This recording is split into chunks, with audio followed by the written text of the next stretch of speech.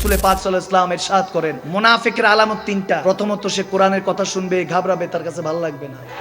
দ্বিতীয়টা বলেছে, সে বাজারে সবার আগে ঢুকবে কিন্তু বের হবে সবার পরে।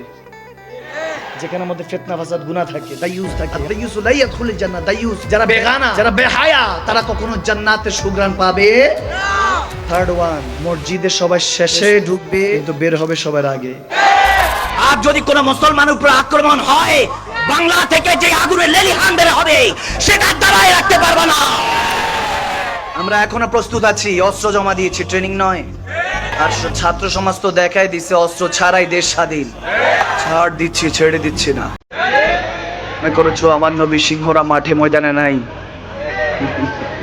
হাসি পায়।